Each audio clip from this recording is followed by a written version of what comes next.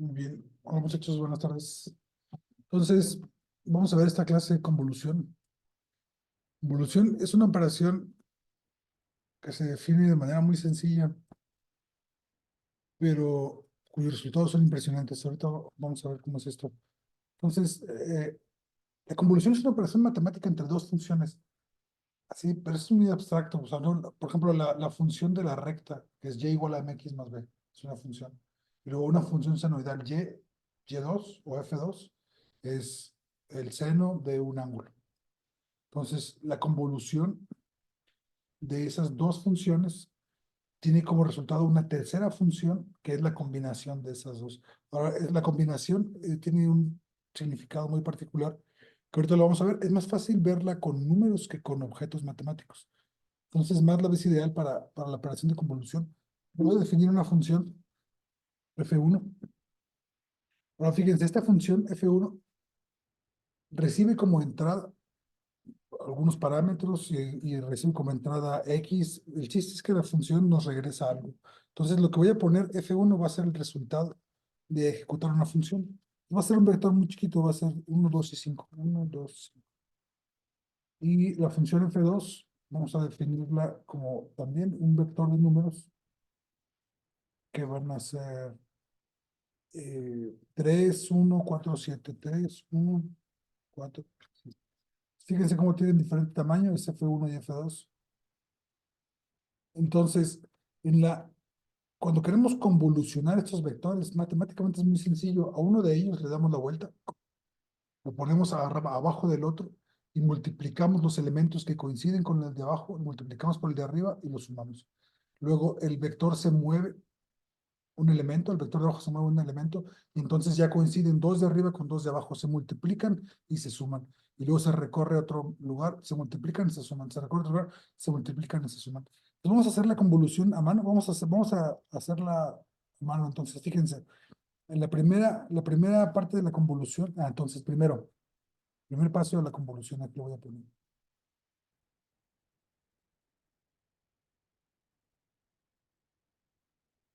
Primer paso, le damos la vuelta al que era 1, 2 y 5, vamos a ponerlo al revés, lo vamos a poner 5, ¿qué? 5, 2, 1, ¿sí, no? 5, 2, 1.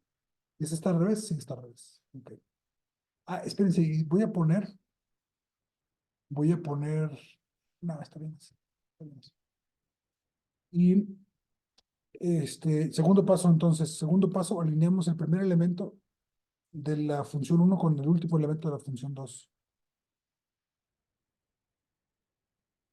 Segundo paso. Entonces, entonces, ajá. El, el primer elemento de la convolución, voy a poner convolución a mano. Convolución a mano. Vamos a ir haciéndolo uno por uno. Es el primer elemento, fíjense cómo está definido. El primer elemento, entonces, ahora sí, pasos siguientes. Voy a tomar este vector, lo voy a hacer hasta allá. Y aquí está. No, no, no, así no, así no se ve bien. Así. Para que vean que me lleve todo el vector. Entonces, fíjense cómo ya le dimos la vuelta al de arriba. Y entonces hacemos coincidir el primer elemento de F1 con el último elemento de F2. Entonces, ¿quién coincide de arriba? Multiplican estos dos. 5 por 7, 35. Entonces, el elemento de la convolución es 35.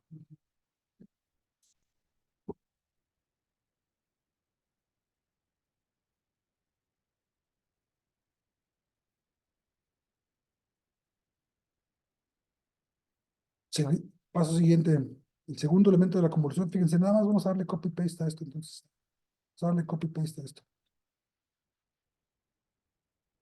Paso siguiente, voy a recorrer el vector de abajo, otro elemento. Entonces, ahí coinciden, ya me pasé, ahí coinciden ajá, 5 por 4, 20. Y 2 por 7, 14. Y 20 más 14, 34. 34, ¿verdad? Sí. Ok. Ese es el segundo elemento, 34. segundo elemento es 34. Tercer, paso siguiente. Voy a recorrer esto. Ahora, allá coinciden tres, entonces ahora ¿cuál es la multiplicación y la suma de esos elementos, muchachos? 5 por 1, 5, 2 por 4, 8, llevamos 13, más 8, 21, ¿no? Porque es... Ah, no, es cierto, sí, sí, 20, 20, 20, 20, 20. 20, correcto, porque es 1 por 7, no es 1 más 7. Es 1 por 7. Entonces, está bien, ¿verdad? 5 por 1, 5, por 4, 8, entonces llevamos 13, más 7, 20, correcto. Voy en el elemento 1, este es el elemento 3 de la convolución. Elemento 3. Elemento 3 de la convolución. Vámonos con el paso siguiente.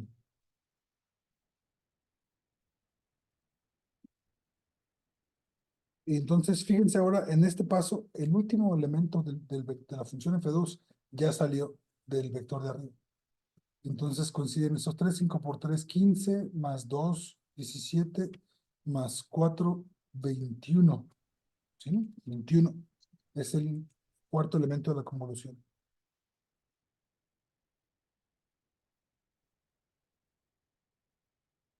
Paso siguiente, recorro este.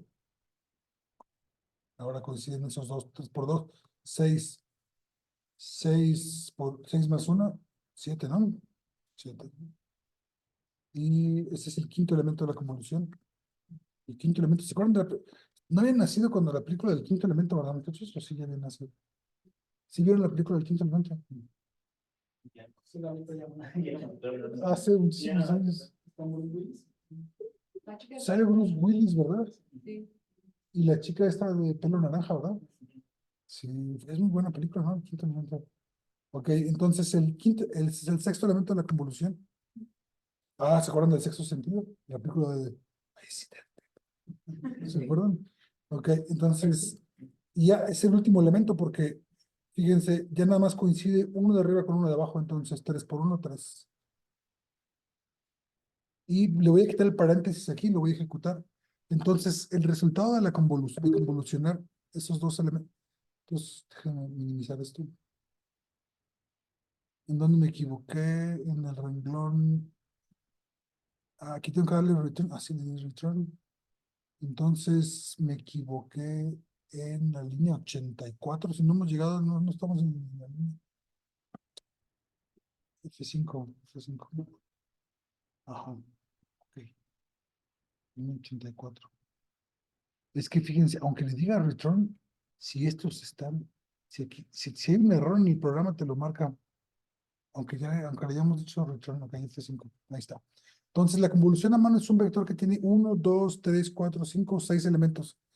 6 elementos que son la suma del número de elementos del primero más el segundo menos 1 o menos 2. 1, 2, 3, 4, 5, 6, 7. 1, 2, 3, 4, 5, 6. Ajá, es el elemento de F1 más el número de elementos de F2 menos 1. Y esto que hicimos a mano, entonces fíjense cómo el resultado de la convolución es la combinación de F1 y F2. Combinación en un sentido matemático muy estricto, que es deslizar una función sobre la otra, multiplicar elemento por elemento y sumarlo, de tal manera que los números resultantes de la convolución son la combinación de los elementos de dos vectores. La combinación es, primero se multiplican y luego se suman. Y entonces vamos a verificarlo. Convolución de F2. ¿Quién fue el que movimos? F2 fue el que movimos. Convolución de F2 con F1, F5. Ajá, al revés. F1 y F2. F5.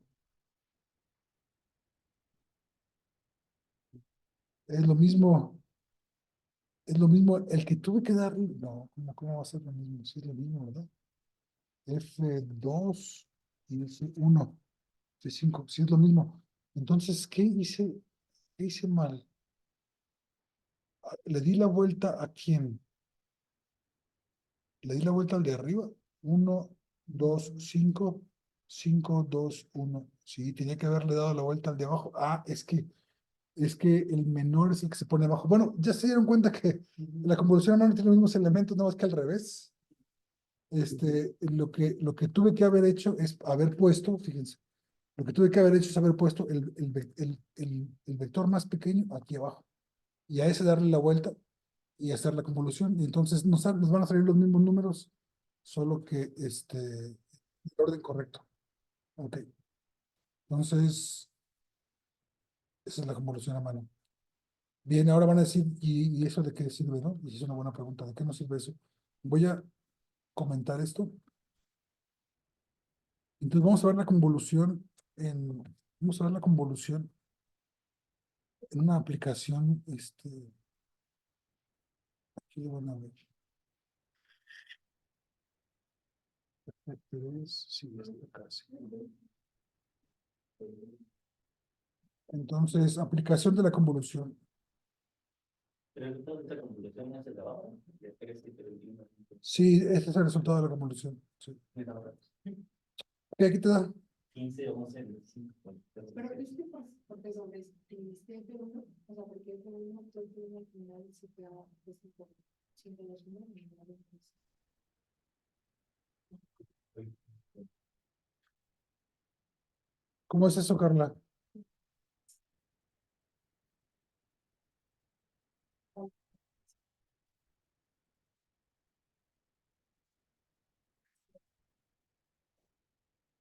Si nosotros lo cambiamos, el primer paso de la convolución es darle la vuelta a uno de los vectores.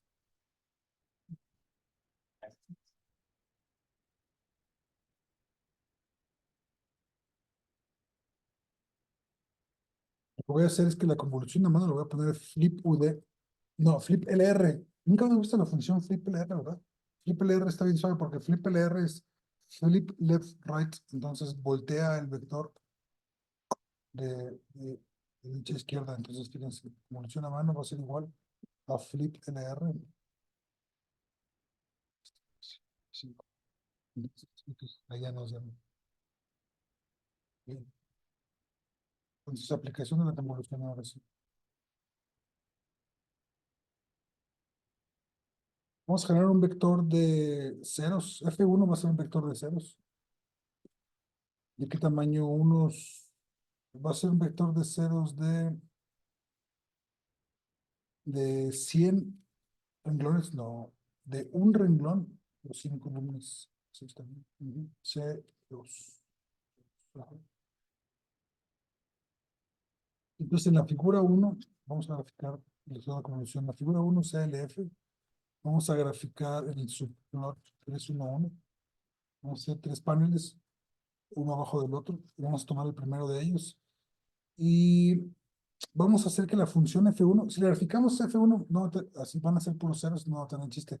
Vamos a inyectar unos dentro de ese vector de ceros. Entonces, en el elemento 20, fíjense, estoy indexando la función de F1. En el elemento 20 de F1, vamos a poner un 1. Entonces, denle copy-paste a esto, muchachos. ¿Cuántas veces? 1, 2, 3, 4 veces. 1, 2, 3, 4 veces. En el, en el lugar 20 o a poner un 1, en el lugar 49 vamos a poner un 1, en el lugar 52 vamos a poner un 1, y en el lugar, y de los elementos 70 al 91, 70 al 91, vamos a llenar de 11. Fíjense, si alineamos los iguales, se puede leer más fácil el código. Ok. Entonces, ahí tenemos ese subplot, pues vamos a graficar esto. Esto no lo hemos visto. STEM es una manera de graficar, así como si fueran con palitos y bolitas. Está bien suave. El eje X de STEM, X va de 1 a 100. El eje X va de 1 a 100. Sí, no son 100 elementos. Entonces, STEM X y F1. Y le vamos a decir que el grosor de la línea, line width, line W, va a ser igual a 3. Y, a ver, ¿eso funciona? F5. Sí funciona. Vamos a incluirlo aquí. Ok. Vean cómo es un vector que no tiene mucho chiste. Prepare for printing.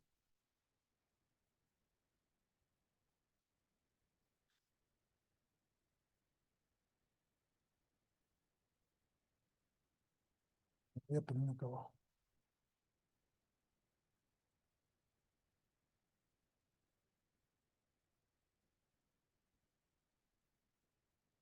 Entonces, vean cómo la función stem pone, en lugar de unir los puntos, a cada punto lo une con el eje X, con una línea. Entonces marca el valor de la función y luego traza línea que es el stem, es el tallo, como si fuera el tallo, stem es tallo. Entonces marca el tallo de ese valor hacia el eje X. Ok, entonces ahí está, es esa función. Ahora vamos a generar una función F2, igual que hicimos la convolución arriba de dos funciones, que las funciones representadas como vectores.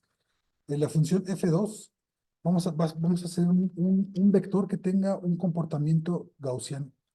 Ahorita vamos a ver por qué. Gaussiano entonces empieza con valores bajos, sube y luego vuelve a bajar, más o menos de manera simétrica. Entonces vamos a poner primero 0.01, 0.05, 0.05, luego 0.1, sube rápido, 0.2, ajá, sube bastante rápido, luego 0.5, 0.6, 0.6 y luego ya baja de la misma manera. Entonces, de 0.6 sigue 0.5, es simétrica, y luego sigue 0.2, 0.1, 0.05 y 0.0. Ese va a ser F2. Y entonces en el subplot, F2. ¿Se acuerdan cuando dijimos que había que normalizar el kernel o el filtro? Vamos a normalizarlo. F2 va a ser igual a F2 entre la suma de F2. Entre la suma de F2. Y esto es normalizar. No, no se va a normalizar. ¿Cómo le llamamos a esa operación que suma en uno? Sí es normalizar porque la función, toda función de densidad de probabilidad, como la función normal, el área bajo la curva es 1 y entonces el área de bajo la curva de este vector es 1 también. Normalizar F2 para que, para que su área sea igual. Entonces, F2 es lo que se llama una densidad de probabilidad. Como la distribución normal, este,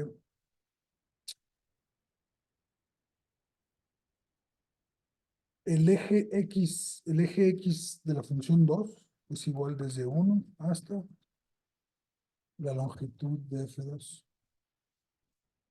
Ese es el eje. Entonces vamos a graficarlo. STEM otra vez. STEM.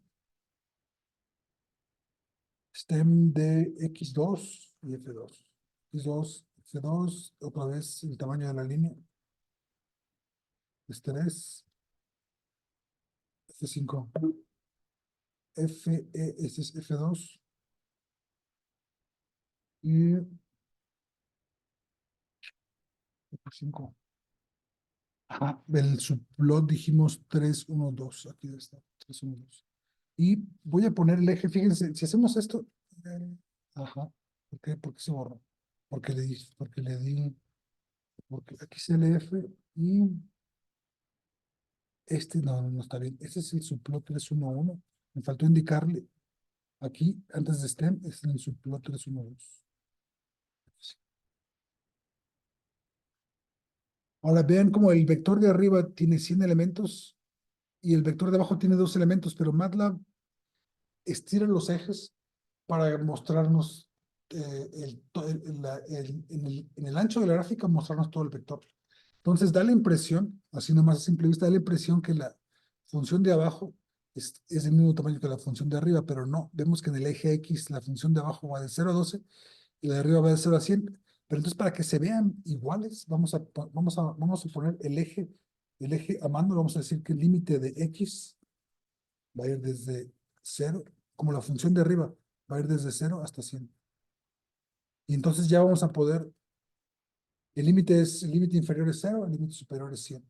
Y vamos a poder ver ahora sí de qué tamaño es la función 2 en comparación con la función 1. Y predeciblemente en el panel número 3, vamos a hacer en el subplot número 3, ¿le vamos a poner un título? No, le vamos a poner, sí, vamos a ponerle un título. No le vamos a poner un título. Le vamos a poner un título al final. Entonces, en el subplot 313, sí estoy grabando la clase, sí estoy grabando la clase. En el subplot, lo voy a subir al canal del laboratorio, muchachos. Entonces, ahí están unas cuantas, las que hemos grabado, ahí están las clases. Entonces, en el 3 vamos a hacer la convolución de estos dos. Entonces, la función F3 es el resultado de la convolución de F1 y F2. F1 con F2. Y entonces vamos a hacer un stem de F3. ¿Cuál es? Ah, ¿y qué longitud va a tener F3? Ah, pues, ¿qué longitud va a tener F3? Va a ser la longitud ok, le ponemos que vaya desde 1 hasta la longitud de F3. Y stem, ajá, es el eje X, el eje Y es F3, y otra vez las líneas, el line width es de 3. Ajá, vean eso, muchachos, vean eso, vean eso, vean eso. Espérense, lo voy a poner de 0 a 100, no. A la convolución hay un argumento de entrada que le dices same para que te regrese el tamaño del vector más largo, fíjense. Fíjense cómo antes nos dimos cuenta que era el tamaño de F1 más el tamaño de F2 menos 1. Si no queremos que eso suceda, le decimos a la convolución, regresa un vector, entonces le recorta al principio y le recorta al final. Y entonces vean esto. Entonces, esto sí lo vamos a poner un título. Esto sí merece un título, porque aquí ya estamos viendo la convolución en acción. Esta es la convolución de F1 y F2. F5. Ahí está. Entonces, ¿qué fue lo que sucedió? Deslizamos la función de abajo, que es la pequeña.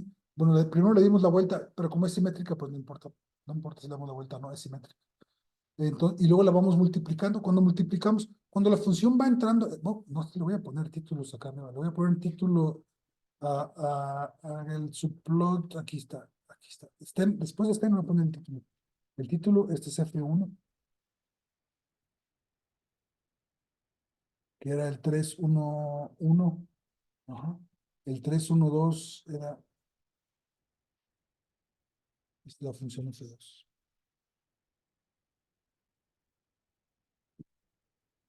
Entonces, cuando la función F2 entra en F1, ¿qué operación hacíamos? Multiplicábamos los elementos de abajo por los elementos de arriba y los sumábamos.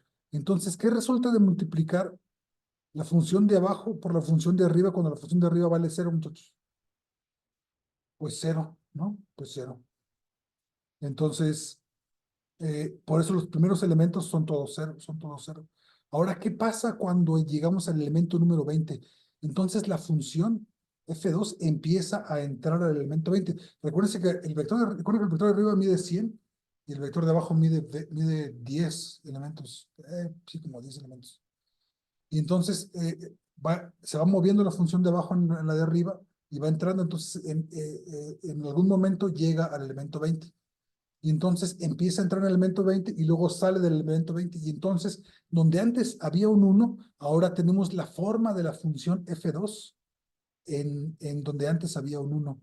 Eso se debe a que, como es una función impulso, así se llama, ¿no, Alberto? Le dicen impulse function, ¿no? O sea, salta de 0, salta a 1, no hay ningún valor intermedio, y de 1 regresa a 0.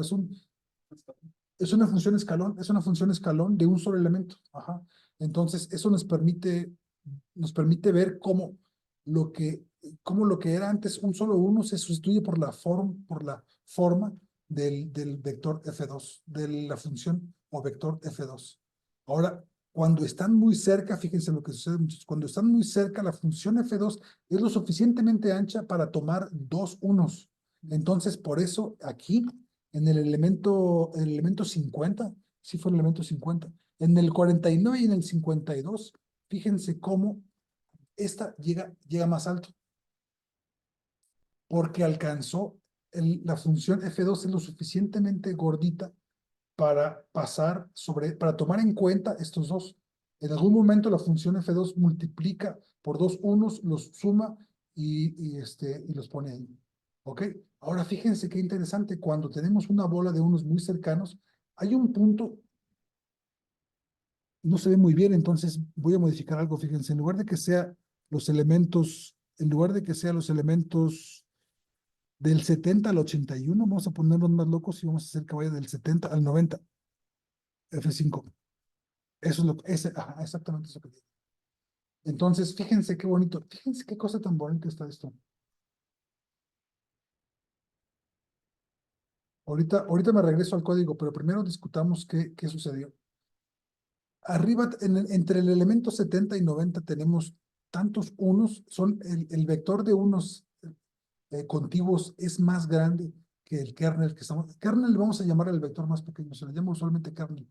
El kernel cabe completamente dentro de los unos. Entonces, cuando eso sucede, como el kernel suma uno, cuando el kernel está dentro de los unos, multiplicar todos los valores del kernel por todos los unos de arriba y sumarlos, te da como resultado uno. Por eso es importante normalizar el vector para no alterar los valores de la función. ¿Ok?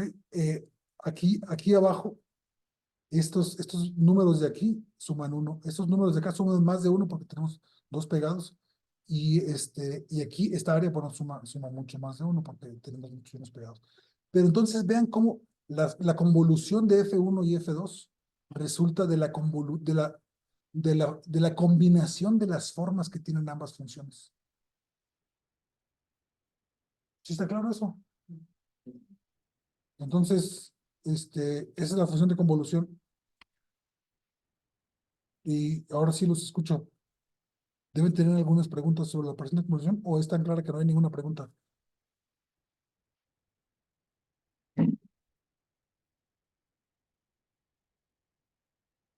Yo tengo una duda, Doc. Adelante, Juan Carlos. Referente a lo que había mencionado al principio de que tiene dos vectores. Ya ve que usted utilizó el vector más corto para voltearlo. Me En- equivoqué, volteé el más largo, pero hay que voltear el más corto, sí, ¿correcto? Sí. ok. El más- Entonces, ajá. ¿por qué es mejor voltear el más corto? No sé si sea mejor, creo que el algoritmo está diseñado así. No sé si sea mejor, Juan Carlos, pero el algoritmo está diseñado para que le da la vuelta al más corto. Ok, Fíjate, y qué bueno que lo preguntas. El kernel vamos a hacerlo asimétrico. Vamos a hacerlo asimétrico. F2 vamos a hacerlo asimétrico. Estoy en el renglón 56. Fíjense lo que voy a hacer. En lugar de que sea simétrico y que vaya, ajá. De hecho, vamos a hacer como si fuera un exponencial. Ajá. Un exponencial. Un exponencial va de punto 1, ajá, está bien. Luego sigue punto 2, llega a punto 5, punto 6. Luego vamos a hacer que vaya a punto 8. Luego que vaya a 1. Luego 1 punto, luego que vaya a 2. Luego 4. Está bien loco. Y luego 8. Esto es exponencial prácticamente. F5. Entonces,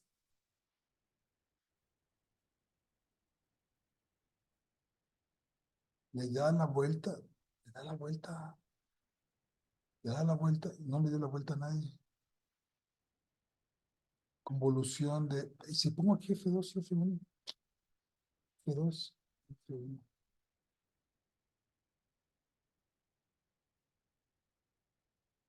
Entonces ajá, me dio el tamaño del primero, entonces same te da el tamaño del primer vector. No, eso no lo sabía, está bárbaro.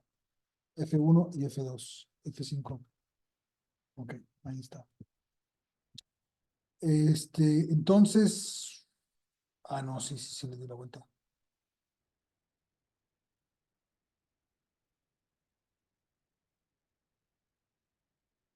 Sí, sí, le da la vuelta al de arriba. Pero ¿por qué no se ve? Porque va entrando al revés, entonces por eso se ve, ajá. Cuando le das la vuelta y lo vas poniendo así, toma la forma.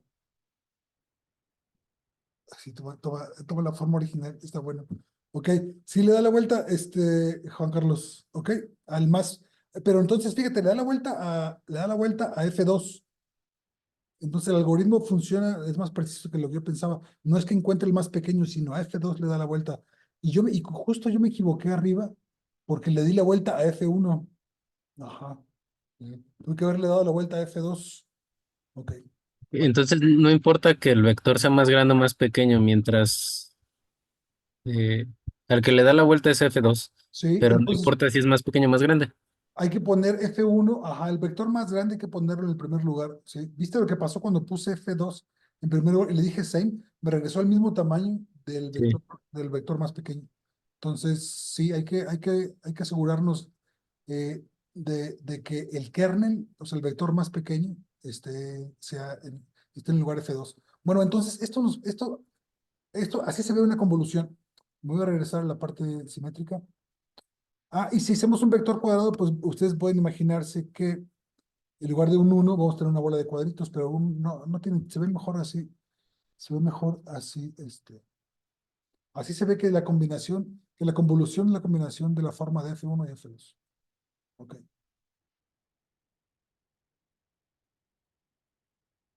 De hecho, el eje X, fíjense, ajá, el Y-lim lo voy a poner, el Y-lim de F2, voy a poner que vaya de 0 a 1, para que sea, porque se ve como si fuera tan alto como el otro, pero no lo es. Ahí está. El kernel es chapito, además, es chaparrito porque la suma de sus elementos es 1. Así es todavía más claro que el resultado de la convolución y la combinación de estos dos. O sea, es visualmente más claro, ¿no? Ok. Bueno, entonces vámonos tendidos como bandidos a ver una aplicación. F1 de nuevo, vamos a hablar siempre de F1 y F2. F1, que es el vector más grande, va a ser números al azar con distribución normal promedio 0, un renglón por 1000 columnas. Vamos a ver un paréntesis. Y F2, no, F2 no puede ser como zoom de F1. F1 lo vamos a planchar y va a ser la suma acumulada. Eso ya lo hicimos en muchas clases, la suma acumulada de F1. Y la suma acumulada nos da como consecuencia una caminata azarosa. Entonces vamos a graficarlo en la figura 2. Vámonos a la figura 2. Aquí voy a poner figura 2. En la figura 2 vamos a graficar plot F1.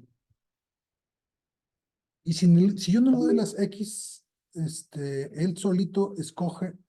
¿Qué me equivoqué? Me sobró un paréntesis acá arriba, ¿no? Él solito escoge los X, él solito escoge los ejes y que me da del 0, del 1 al 1000. Ajá, no empieza en el 0, empieza del 1 al 1000. Y vean, esto es una caminata aleatoria, ¿se acuerdan? Cuando sumamos números al azar, entonces como la distribución normal está centrada en 0, a veces vas para arriba, a veces vas para abajo según el número que viene a continuación. Entonces, la caminata aleatoria, fíjense, primero bajó, luego subió, etcétera. Ah, y vamos a utilizar el mismo generador de números al azar. Déjenme incluir esta función aquí. Ah, ahí está. Y vamos a utilizar todos el mismo generador de números al azar. Entonces era figure 2, random number generator. ¿Y qué semilla le vamos a dar? Pues vamos a darle la fecha de hoy. Entonces hoy es 2, hoy es 0, 2, es lo mismo que 2. Es 0 a la izquierda, ¿no? Por eso es 0 a la izquierda. 0, 2 es lo mismo que 2. Sí, ¿verdad? Aquí le ponemos 0, 2 es igual a 2. Está bueno, ¿no? Ahora podemos preguntar de manera, ¿por qué? Porque, porque un ingeniero que era alto, pero no excesivamente alto, insistió en ello. ¿Ok? Insistió que 0,2 fuera igual a 2. ¿Ok?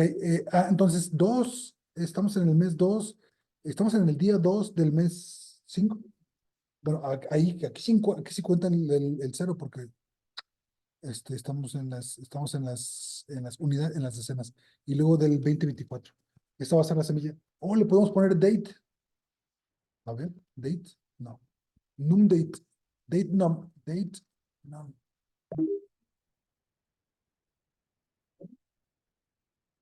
Date num de date.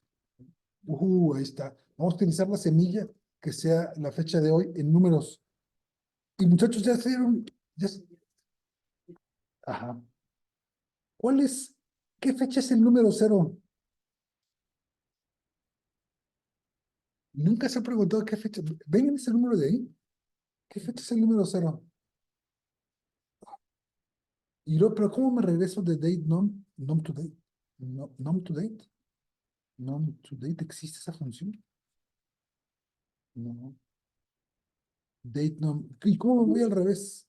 Bueno, alguien si puede averiguar cómo vamos de un número a una fecha para ver cuál es la fecha cero. ¿Cuál es la fecha cero?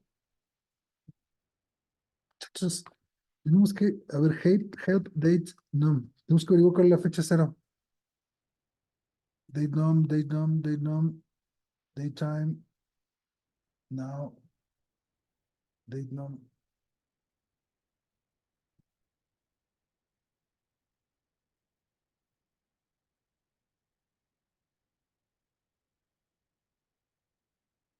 Dice que el día cero, el año 000, el número uno corresponde al 1 de enero. Ok, está bueno. Bueno, luego vemos cuál es el número 000. Ok. Y entonces ya vimos F1, ya eso no tiene chiste, esta es la suma acumulada. Esto es una suma acumulada. También le llamamos random walk. Random walk. Este término lo van a ver y se van a acordar de mí cuando lo vean. Random walk. Una caminata aleatoria. Y vamos a hacer un kernel otra vez. Kernel. El kernel. Ahora yo, en lugar de llamarle F2, le voy a llamar kernel. Para ser más explícito. El kernel va a ser igual. El kernel más sencillo es igual, es un vector cuadrado, es un vector que contiene puros unos de 100 elementos, 1 por 100 elementos, y lo tenemos que normalizar. Entonces, la suma, el kernel es igual a sí mismo. Kernel, kernel es igual a sí mismo entre la suma, no son paréntesis, entre la suma de todos sus valores. Entonces aquí normalizamos. Normalizar quiere decir que el área normalizamos, que el área del kernel es 1. Y sí, vamos a, fíjense, no le dimos subplot y no le dimos subplot. Vamos a darle subplot aquí, antes de graficarlo. ¿Cuántos subplots van a ser? 3 subplots. 3.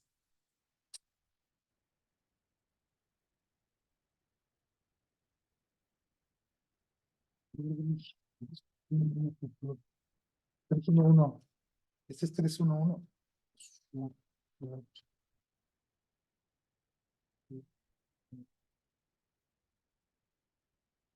Entonces, aquí vamos en el 2, vamos a plotear el caso.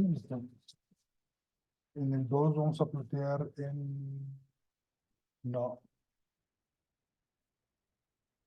en el 2. Ajá. Bueno, ya sabemos lo que hace, sí, no tenemos por qué, el kernel ya vemos que es un triste ventana de unos. Entonces, en el 2 ya vámonos tendidos como bandidos. Entonces F1 convolucionado. Voy a poner F1conv. F1conv va a ser igual a la convolución. A la convolución de F1 y por el kernel, y queremos que sea same. Entonces, aquí, ahora sí, punto y coma, le vamos a decir grafícame F1 convolucionada. ¿Eso funciona? Si funciona, ok. Vean eso. Está bárbaro. Esa es la función convolucionada.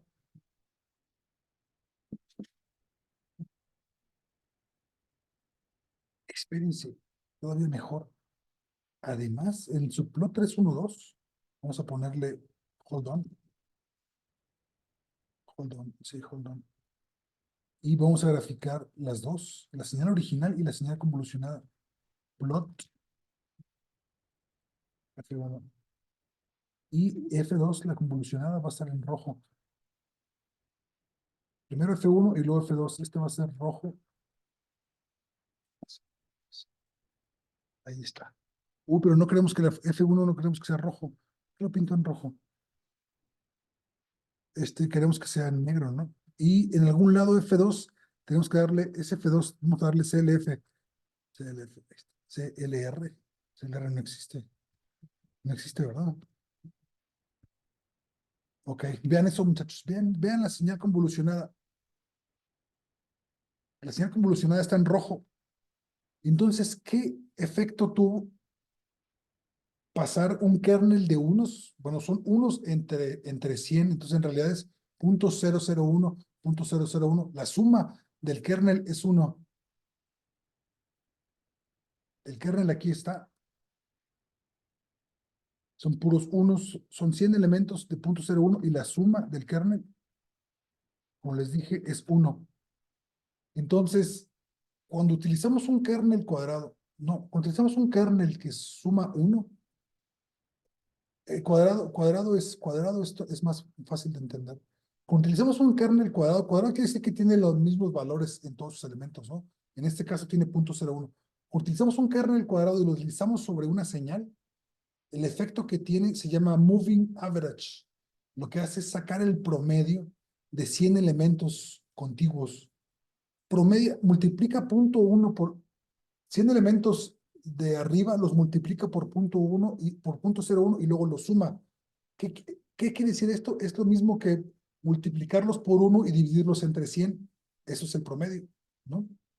Entonces lo que hace es una ventana que se va moviendo sobre el vector de arriba y va promediando 100 elementos y entonces tiene como efecto suavizar la señal.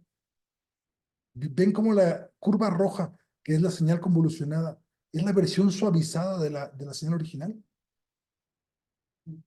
Esto, muchachos, sucedió en un renglón. Aquí, en el renglón 78, logramos suavizar la señal de arriba.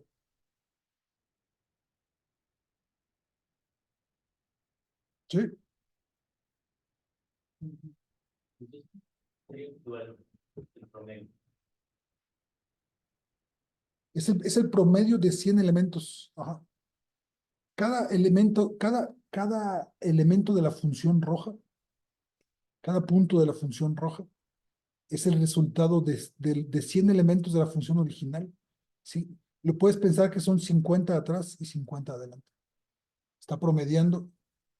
Justamente como recortamos las orillas, entonces sí, cada punto de aquí son 50 elementos hacia adelante y el promedio de 50 elementos hacia atrás. Por eso está tan bien alineada. Ajá, por eso están bien alineadas las dos funciones. Porque cada punto, porque se han recortado las orillas, cada punto es el promedio de 100 elementos antes y 100 elementos después. ¿Qué pasa si hacemos el kernel más pequeño? Lo voy a hacer de 10 elementos. ¿Qué va a suceder, muchachos, cuando lo hagamos de 10 elementos? El efecto del suavizado va a ser menos, ¿no? El efecto de sonido va a ser menor porque ahora nada más promediamos 10 tristes elementos y ahí lo podemos ver. Vean, se suaviza, pero se suaviza mucho menos. Y por el contrario, si le ponemos, en lugar de 100, le ponemos 500 elementos, vean el efecto del suavizado. El efecto del suavizado es tan extremo que es prácticamente el promedio, no es el promedio porque sí es como el promedio. Son 500 elementos, ajá, mide 500, si la señal mide 1000 y el kernel está demasiado grande. Ajá.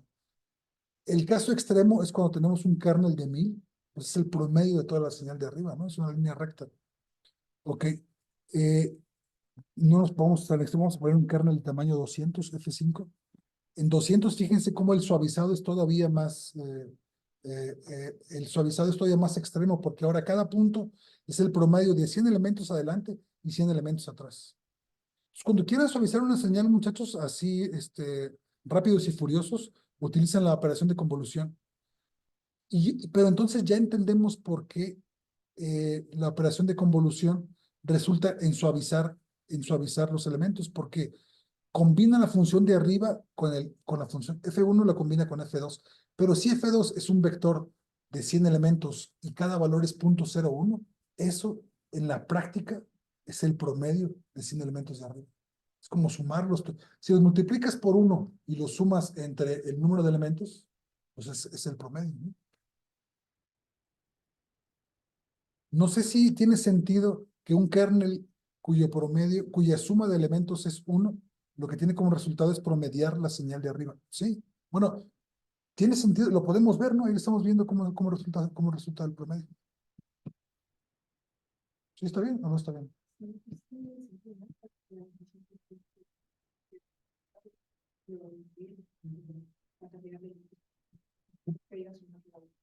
Primero los multiplicas y luego los sumas. Ajá. Entonces, al multiplicarlos por 0.01, lo que estás haciendo es primero los sumas, es la operación equivalente de sumarlos y dividirlos entre sí. Sí, fíjense, no me creen, vamos a hacerlo. Vamos a multiplicar, voy a hacer un vector aquí, muchachos. Van a ver, ajá, ok. Fíjense, 3, 7, 9, 6. Lo voy a multiplicar elemento por elemento, punto por punto, por un vector de ese mismo tamaño. ¿De cuánto mide? 4, ¿no? Entonces, 4 entre 1. No, fíjense, 1, 1, 1, 1, entre 4. Entre 4, ¿ok? Ya los voy a multiplicar elemento por elemento y ahora los voy a sumar.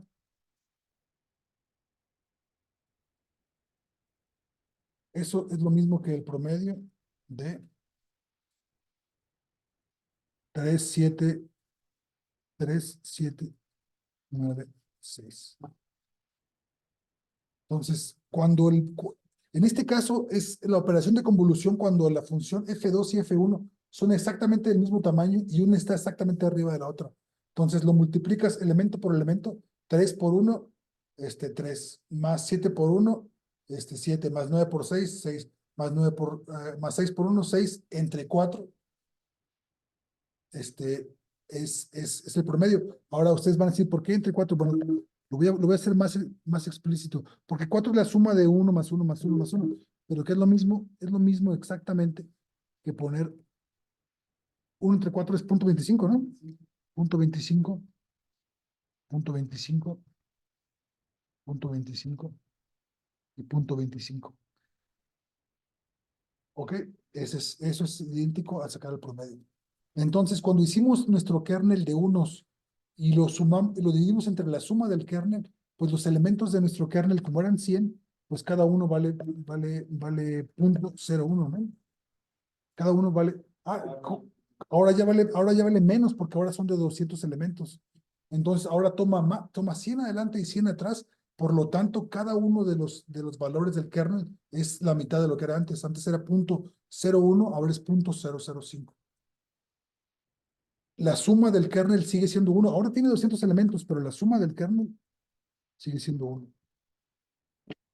Entonces, eso tiene como resultado que sea el promedio. Ahora, hay kernels más sofisticados que eso se llama también moving average. Lo van a ver en sus artículos. Es un promedio que se va moviendo. En lugar de utilizar kernel cuadrados, vamos a utilizar un kernel gaussiano. Fíjense, kernel, vamos a traerlo de la norm PDF. Y entonces, esto también lo van a ver en los artículos. Van a decir, suavizamos la señal con una desviación estándar de 3. Y las unidades pueden estar en segundos o pueden estar si el eje X es tiempo, está en segundos. Si el eje X es espacio, está en centímetros o en metros, en kilómetros. Entonces, una distribución normal que vaya desde menos 50 hasta 50 para que tenga 100 elementos. Va a tener, de hecho, 101 elementos porque está incluido el 0. De menos 50 a 50, promedio 0 y desviación estándar. Esto es lo que va a controlar el suavizado, muchachos. Vamos a ponerle desviación estándar 1. ¿Ok? Vamos a ver qué pasa. Norm PDF, ¿sí, no? Norm PFD. La dislexia, muchachos. Norm PDF. Y hay que normalizar. Acuérdense que el kernel. Pues me voy a robar el renglón de arriba y lo voy a normalizar aquí. No importa qué forma tenga el kernel, eso es bien bonito. No importa qué forma tenga el kernel. Si lo divides entre la suma de sus elementos, el kernel está normalizado.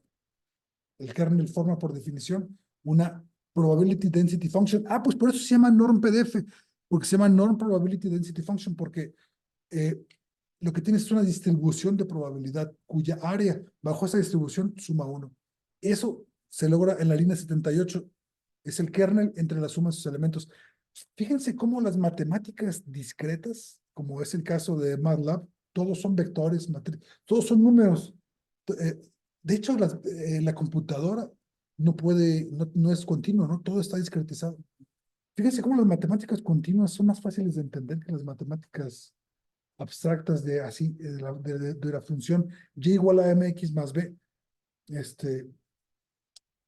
El área bajo la curva es esto, es sumar, es lo que suma el kernel, es el área bajo la curva.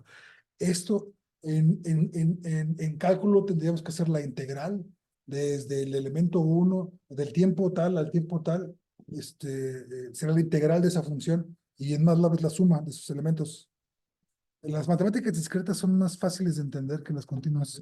¿Cómo era? Después del nombre de F, era distribución de Esto es el eje X de la distribución normal. Cero era 0 es el promedio y 1 es la desviación estándar.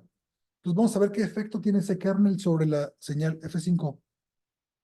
¿Por qué? ¿Por qué se ve así, muchachos?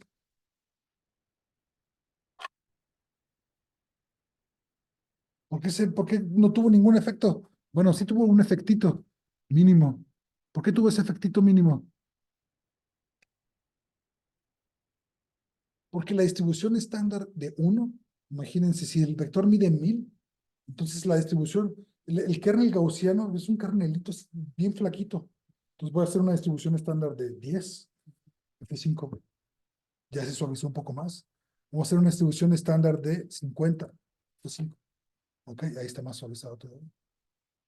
Entonces, este es un kernel gaussiano. Ahora, lo bonito de un kernel gaussiano es que los elementos, es que cada elemento del resultante es igual a la suma ponderada. Ya no es la suma, ya no es el promedio de los elementos, es un promedio que se llama ponderado porque los elementos más cercanos pesan más porque la gaussiana tiene un pico hacia el centro.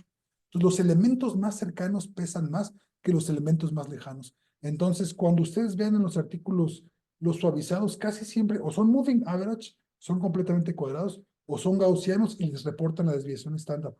Porque para el moving average tienes que decir, así de el tamaño del kernel. Tienes que decir, es un moving average de 100 elementos. Y para abajo tienes que decir, es un suavizado gaussiano con una desviación estándar de 50. Pero lo bonito del kernel gaussiano es que los elementos lejanos pesan menos que los elementos más cercanos. ¿Tiene sentido eso? Es un promedio ponderado. Ponderado por la forma de la gaussiana, porque no es cuadrada, ¿no? Tiene más área cerca de su promedio que el promedio de 0. Muchachos, ¿ya los perdí para siempre o siguen ahí? Aquí seguimos, Doc. Ok. Bueno, entonces, eso es un kernel cuadrado y un kernel gaussiano, los escucho.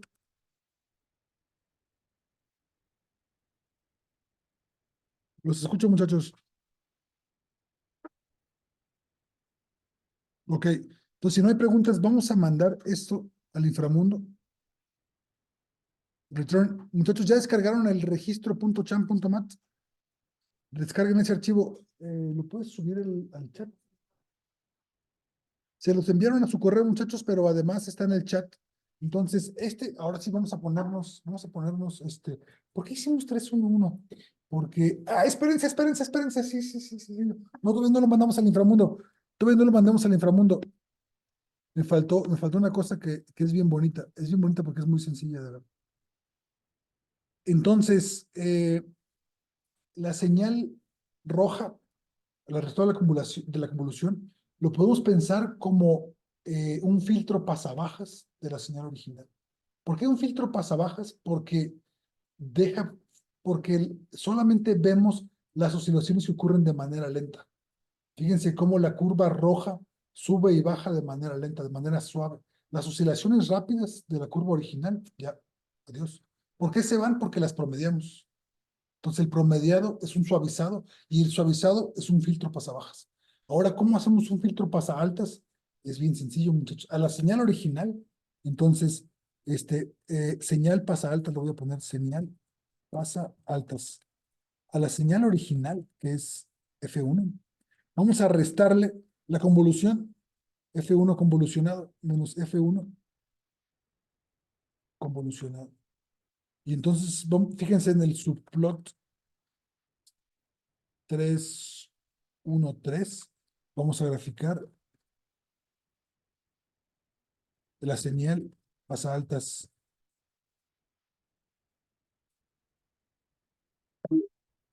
No existe señal pasa, me falta una pasa altas. Así está.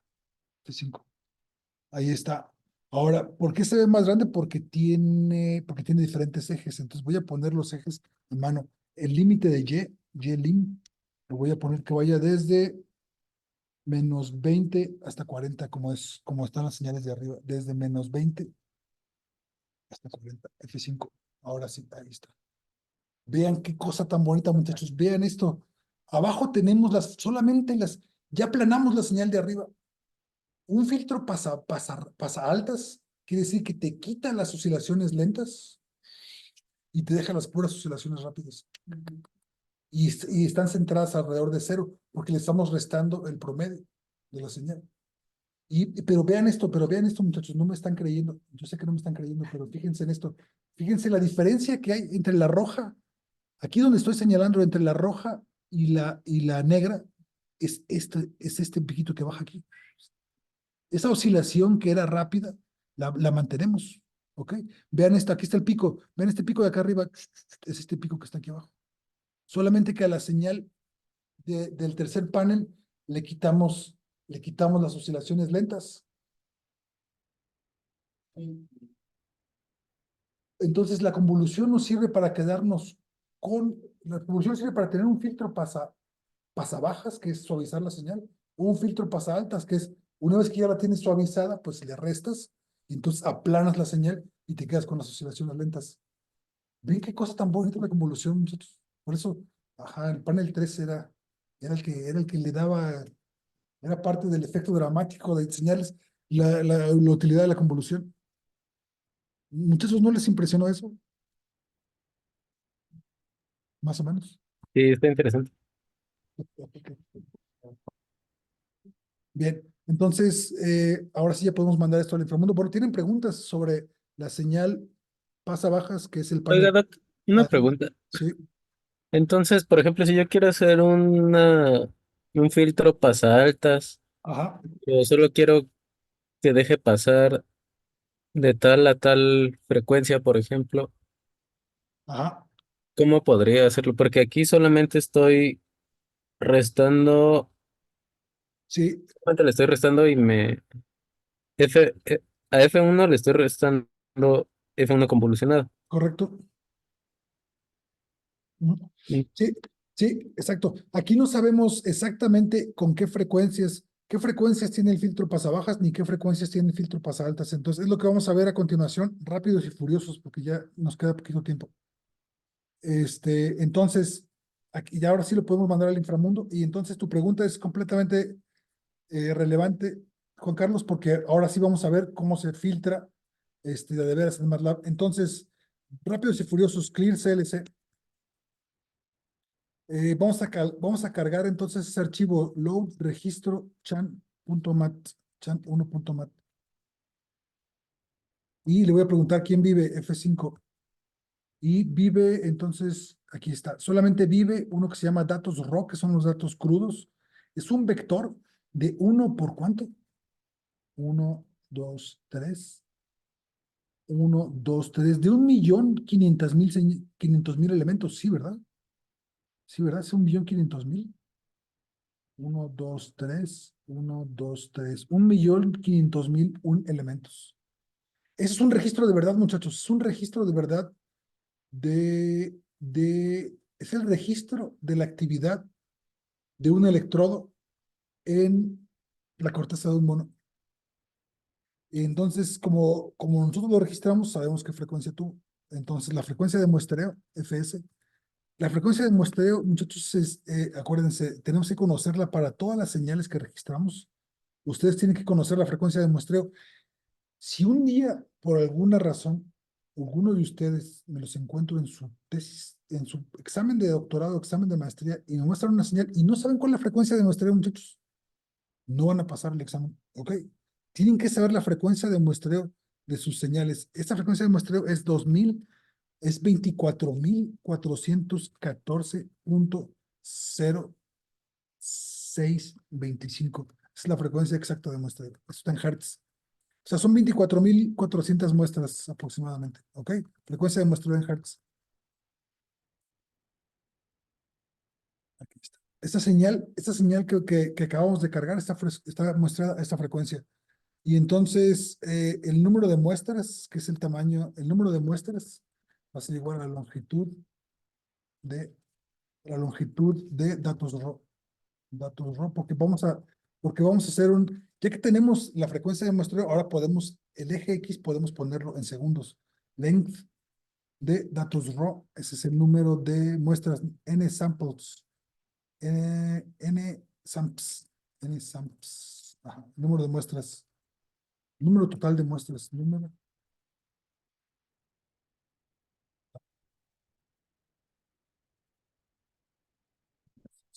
Entonces, la duración en segundos, la duración en segundos es igual al número de muestras, n samps, entre la frecuencia de muestreo, entre Fs. F5, ¿cuánto duró? Duró 61 segundos.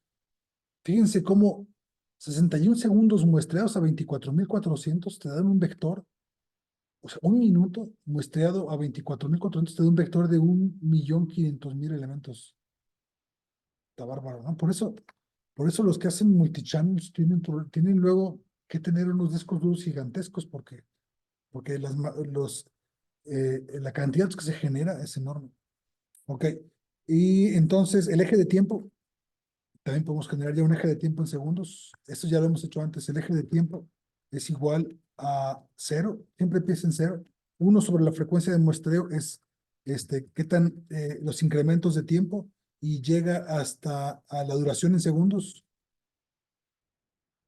La duración ¿por qué no me lo completa?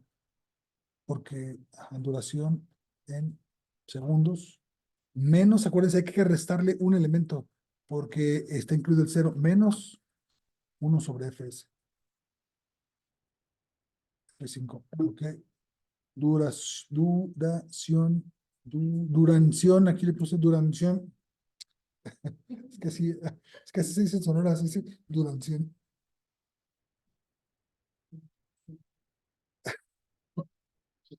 La duración en segundos, el eje de tiempo, entonces en la figura 1 ya podemos graficar. En figura 1, CLF. En la figura 1 vamos a graficar el eje de tiempo.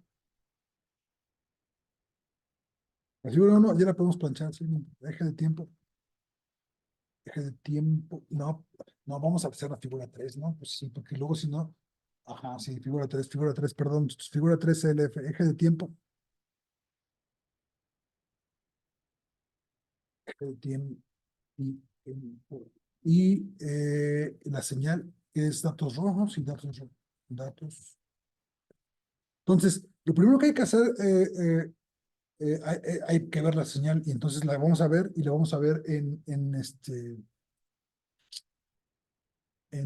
con la duración en segundos. Prepare for printing porque se ven mis números muy chapitos.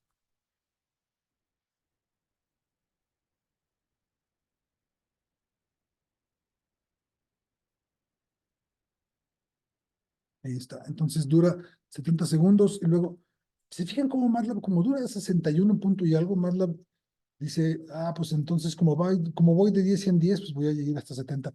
Para que eso no pase, para que no nos sobre espacio blanco, hay un comando que se dice axis type, es que los ejes estén, que no tengan espacio, ¿no? que estén compactos. Esto lo queremos hacer subplot, sí, lo queremos hacer y vamos a hacer una bola de figuras, entonces, subplot. Van a ser 3 renglones por 2 columnas. No, no son tantos, son 6, ¿no? 3 renglones, 2 columnas, y esto va a estar graficado en el 1. En el 1. Sí. Y entonces vamos a graficar en el subplot 312, 322, perdón. O sea, junto de él, vamos a graficar el periodograma. Graficar para ver el contenido original, el contenido espectral original de la señal, graficar el periodograma. Esto ya vimos periodograma, muchachos. Y entonces, pero el efecto del filtro se ve de manera inequívoca sobre el periodograma. Graficar el periodograma. Entonces, periodograma ya lo vimos en la clase, sí, ya lo vimos hace mucho.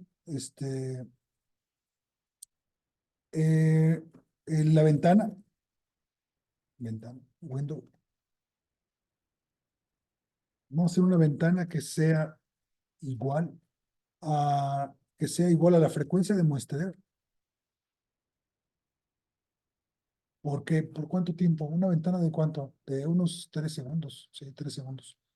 Fíjense que al multiplicar fs por 3 me da el número de elementos del vector que comprenden 1 segundo de tiempo. Este paso, muchachos, es bien importante. Una ventana, esta es una ventana de 3 segundos. Porque es multiplicar el número de elementos que es el número de muestras por segundo por 3, pues es una ventana de 3 segundos. Y como no es un número exacto, le tenemos que dar round que esté redondeado. O sea, no puede dar un vector que tenga 3.6 elementos. Tiene 3 o tiene 4, no puede tener 3.6 elementos. Es la ventana y luego el sobrelape. Acuérdense que para ver el programa necesitamos un sobrelape que se llama overlap. Sí, sí. El sobrelape va a ser igual a la ventana. Fíjense, ya podemos utilizar el tamaño de la ventana. ¿Por cuánto? Por punto 0.9. O sea, que sea el 90%, por punto 90. Que sea el 90% de la ventana original. Y también vamos utilizando, también lo vamos a redondear. Y ya que teníamos esto, ahora sí, rápidamente, vámonos a hacer el periodograma. El periodograma nos regresaba, acuérdense que el periodograma nos regresaba el poder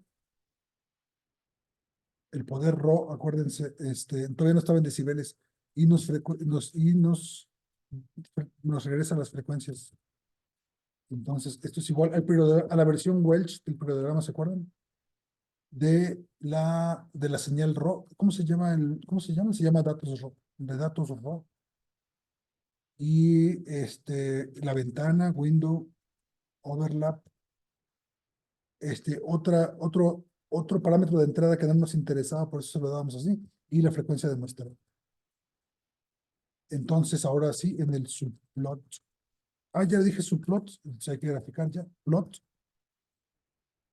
Las frecuencias y el 10 por el logaritmo base 10 por el logaritmo base 10 del poder.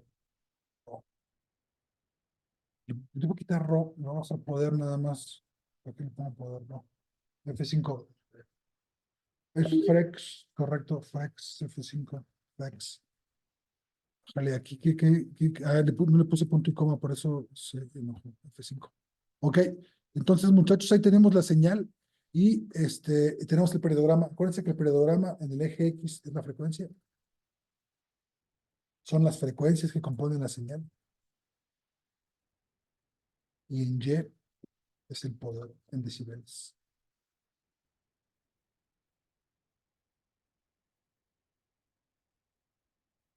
Y vean, ¿se acuerdan cómo les decía que las señales biológicas tienen ese factor 1 sobre F? Entonces, aquí está, muchachos, un registro de la actividad de la corteza de un mono y vean cómo tiene esta propiedad de 1 sobre F. Ahora decae bastante rápido. A veces se usa utilizar el eje X de manera logarítmica, fíjense. Get current axis la escala de X scale, le podemos poner en eje logarítmico. Es get current axis. Get current axis, no, es set. Get current axis, X scale log, ahí está. Y vean, vean qué bonito, cuando lo pones logarítmico, entonces la caída se ve lineal. Está súper bonito. Ok, entonces pueden utilizar este comando para que las frecuencias muy grandes pues estén comprimidas. Ok. Pero si lo quieren lineal, pues, le dices lineal. Lineal. Es como es una línea pero artística. Lineal. Ahí está. Eje lineal o eje logarítmico. Entonces, ahora sí vamos a aplicar un filtro, como preguntaba su compañero, un filtro en el que nosotros escojamos qué frecuencias queremos dejar pasar. ¿Sí? Me perdí un poco en esta parte del vídeo. Ajá. ¿Para qué se Sí, acuérdate, la versión Welch del periodograma es hacer una transformada de Fourier, pero no en la señal completa, sino en una ventana del tamaño que tú quieras. En este caso es una ventana de 3 segundos. Entonces, toma la señal, agarra una ventana de 3 segundos, calcula la potencia de la señal en esos 3 segundos. Entonces, hace un periodograma. Y luego se mueve 90%. No, la siguiente ventana está sobrelapada 90% con la anterior. La siguiente ventana está aquí. Otra vez recorta la señal y calcula otro periodograma. Y así lo hace, se recorre por toda la señal y promedia todos los periodogramas. De manera que el periodograma resultante está muy suavizado, tiene muy poco ruido. O sea, la versión Welch del periodograma es un periodograma que tiene poco ruido. Por eso lo utilizamos. Ok, entonces vámonos tendidos como bandidos y vamos a hacer un filtro pasabajas. Filtro pasabajas. Para ese filtro pasabajas es trivial, muchachos. En el subplot 3, 2, 3, 2, 1, 1, 2, 3. Sí, primero vamos a ver la señal filtrada. La señal filtrada. Sí, está bien. Vamos a hacerlo ahí. Entonces, filtro pasabajas. Va a ser la frecuencia de corte? Le voy a poner cut frequency. Así, cut frequency. La frecuencia de corte vamos a ponerla en 4000 Hz. O sea, como es pasabajas, va a dejar pasar la señal. Va a dejar pasar frecuencias menores a 4000 Hz. Filtro pasabajas. Y es bien fácil hacerlo. Hay una cosa que se llama el orden del filtro, filter order, que no tenemos que entrar en detalles, pero es cuántos elementos toma para filtrar la señal. Entonces, toma 4 elementos. No lo filtra elemento por elemento, sino toma 4, los filtra y te lo regresa. El orden del filtro no es muy importante, sobre todo cuando tienes señales muy grandes. El orden del filtro no importa si le haces 4, 10. Por ejemplo, vamos a ponerle 10. Ajá. El orden del filtro es 10. Y entonces aquí es donde sucede la magia. Aquí es donde definimos los filtros. Hay un coeficiente que se llama B y un coeficiente que se llama A. Y el filtro es un filtro Butterworth. Es un filtro Butterworth, filtro. ¿Cómo se escribe Butterworth? Butterworth, ¿así? ¿Seguros? Ahora vamos a preguntarle aquí. Filtro Butterworth. Sí, estaba bien. Butterworth. Sí, así se llama. Supongo que en honor a quien lo diseñó. Las características de los filtros, muchachos, no importan mucho. Hay otros tipos de filtros. El Butterworth es el más utilizado. Si ustedes ven los artículos, el 80% de los artículos en el que filtran una señal de electrofisiología es con un filtro Butterworth. Se llama Butter nada más. Está abreviado Butter. Y entonces queremos que este filtro Butter le damos el orden del filtro, filter order. Esto es técnico y no importa. Si la señal es muy grande, el orden del filtro no importa. Cuando es pequeña, empieza. Luego el cut frequency, entre 2 por la frecuencia de muestreo. Esto, muchachos, es una cuestión técnica por la frecuencia de muestreo. Es una cuestión técnica, pero tenemos que saber que así se definen los filtros. Y aquí está el truco, aquí le decimos, queremos que sea un low pass filter. Este es un filtro Butterworth, filtro low pass. Butterworth, ahí está. Entonces ya tenemos lo que se llaman coeficientes del filtro. Y entonces todavía no hemos filtrado la señal. La señal se filtra a continuación. Datos low pass, lo voy a llamar ya datos low pass, va a ser igual a una función que se llama filt. Se llama filt porque lo filtra de ida y luego lo filtra de regreso. ¿Verdad que en ingeniería, Alberto, les enseña que los filtros introducen retrasos en la señal? Entonces, para compensar, lo filtras de ida y luego le das la vuelta a la señal y lo vuelves a filtrar. Entonces, el retraso que tenías de un lado, lo compensas filtrándola para el otro lado. Solamente lo puedes hacer en filtros cuando ya tienes la señal completa, ¿no? Cuando estás filtrando en línea, así la señal tiene retraso inevitable, ¿no? Tiene retraso. Fuera de línea lo puedes filtrar para arriba, para adelante y para atrás, ¿no? Pero en línea lo filtras así nada más filt. Pero aquí como es offline, podemos utilizar filt. Le das los coeficientes B y A y le das los datos RAW. ¿Se llama datos RAW o se llama señal RAW? Se llama datos RAW. Datos RAW. Y entonces ya tenemos, aquí está. Ahora sí, filtramos la señal. Arriba definimos el filtro y aquí ocurre el filtrado. Y entonces vamos a graficar plot. Las frecuencias eran frex. Ajá. Espérense, todavía no. Vamos a graficar la señal low pass. ¿Cuál es el eje X? El eje de tiempo. El eje de tiempo sigue siendo el mismo eje de tiempo.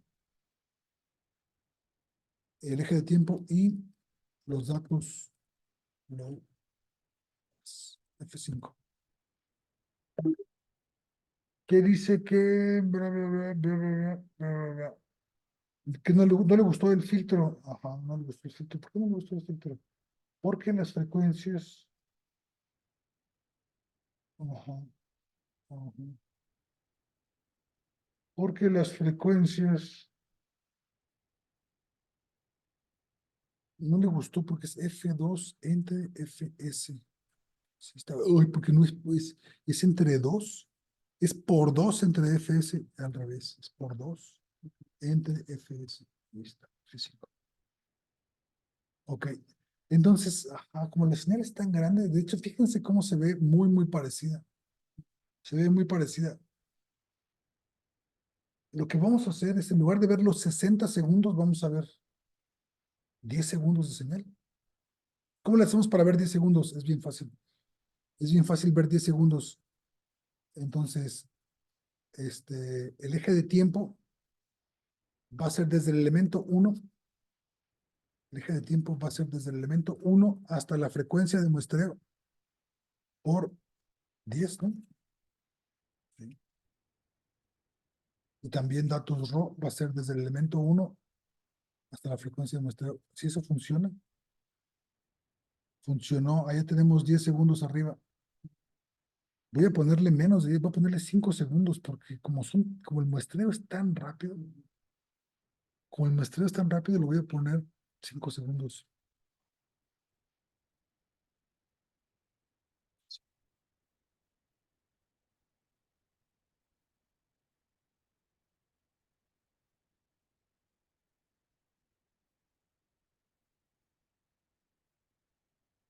Vamos a ver un segundo, ¿no?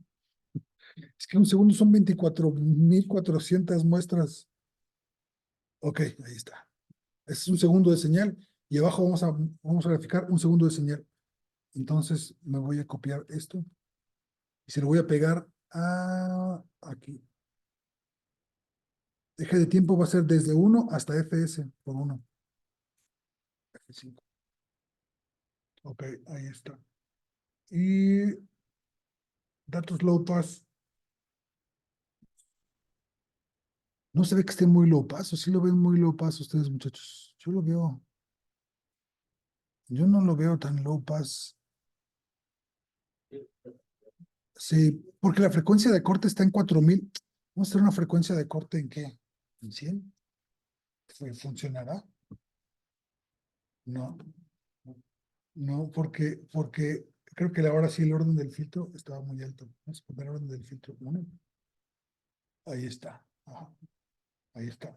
Entonces vean cómo la señal de abajo es la señal de arriba, pero solamente las frecuencias del 0 al 100. Y se puede ver, si lo alcanzan a ver, muchachos, sí me creen que la señal de abajo es la versión filtrada de la señal de arriba.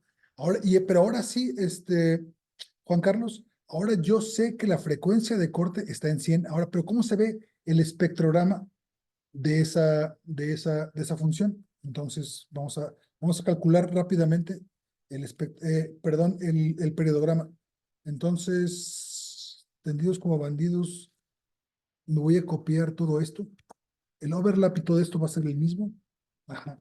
Nada más que en lugar de hacer el Welch de datos raw, voy a hacer el P-Welch de datos low pass. Datos low pass. Overlap todo es lo mismo, plot es lo mismo, pero este poder es el poder low F, LF de low frequency, o LP de low pass. Poder LP le voy a poner. Poder LP. Y este plot está en el subplot.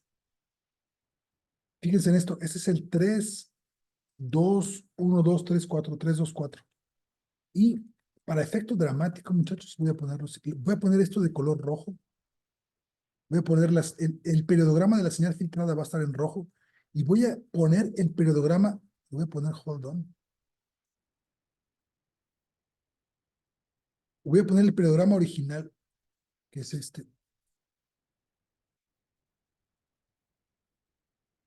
El periodograma original lo voy a poner aquí.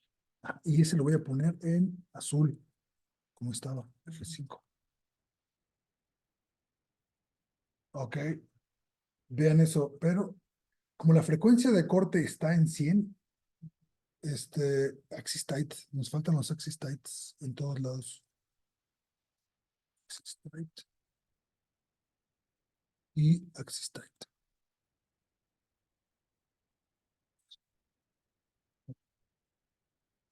Entonces, vamos a ver nada más las frecuencias. Vamos a ver, espérame, fíjate lo que voy a hacer, Juan Carlos. En lugar de poner la frecuencia de corte en 100, lo voy a poner en 4000. F5.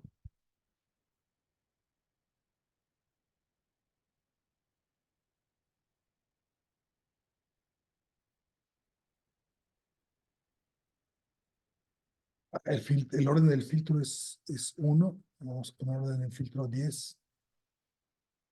Ahí está. Fíjate, Juan Carlos, cómo el espectrograma de la señal filtrada, cuando la frecuencia de corte es 4000, ve cómo el espectrograma te dice que las frecuencias arriba de 4000, ahora los filtros no cortan de manera absoluta arriba de 4000. Vean cómo decae, pero decae muy rápido. Tomen en cuenta que el eje Y son decibeles. Entonces la señal realmente decae bastante rápido. Vean esto.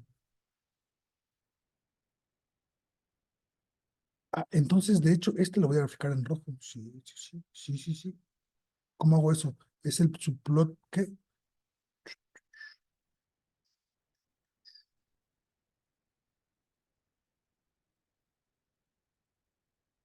Datos low pass, y esto es rojo. Ahí está. Esos son. Ok. Ahora sí, ¿viste eso, Juan Carlos? Ahora sí nosotros especificamos que el corte está en 4000. Y vamos a hacer un zoom in para que vean cómo los filtros no son exactos. En 4000, de hecho, empieza a bajar un poquito antes de 4000. Empieza a bajar en 3500. Y luego en 4000 ya bajó, pero de 4000 hacia adelante, la bajada en decibeles. Acuérdense que un decibel es la señal que tiene 10 veces menor amplitud. 2 decibeles tiene 100 veces menor amplitud. Entonces, 20 decibeles es una señal que tiene 20 órdenes de magnitud más pequeña. Para fines prácticos, Cuando vamos de menos 140 a menos 160 decibeles, esas frecuencias ya no existen. Pero el efecto se ve bien dramático cuando pones el filtro así, ¿no? Fíjate cómo el filtro corta todas las frecuencias arriba de 100,000. Es un filtro pasabajas. Sí, ¿De acuerdo? Filtro pasabajas. gracias. Y vamos a graficar en el último panel, un filtro pasaltas, ¿no?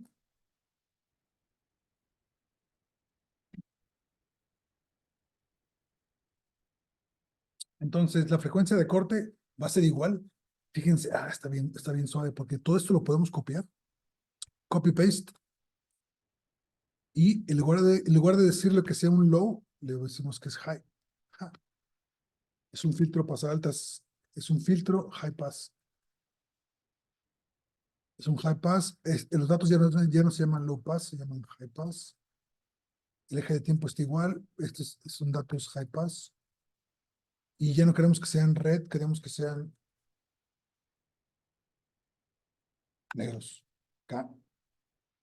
Y el power ya no está sobre low pass, está sobre high pass.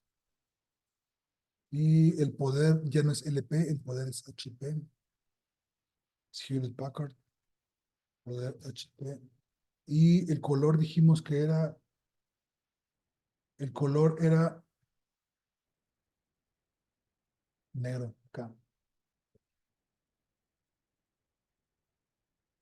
Y la señal era así. Ajá. Es en el subplot. Tengo que modificar todos los subplots. Este ya no es el 4, es el 1. Este ya no es el 3.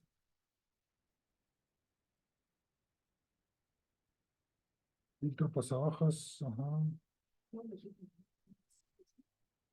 Sí, este ya no es 4. Este es el 6. Es el 6, ajá. Y la señal está la señal está en el 5. Ya no es el 3, 1, 2, 3, es el 5, ¿verdad?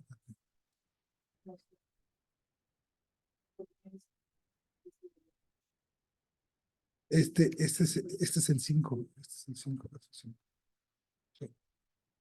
Entonces les vamos a enviar, muchachos, les vamos a enviar el código. Espérate, aquí me equivoqué, porque en el 5, no, de hecho me faltó un subplot, ¿no? Es que me falta un subplot. Antes de graficar la señal, aquí, este es el 5.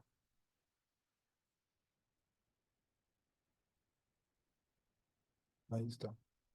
Ahora, vean esto, muchachos. Ahora, este eje lo voy a poner del mismo tamaño que el de arriba.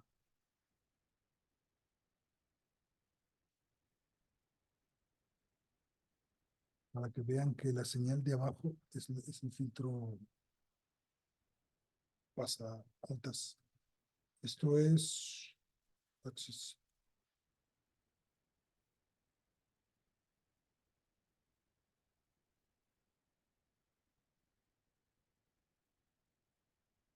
Y en los colores me equivoqué porque sí era, la señal original es blue.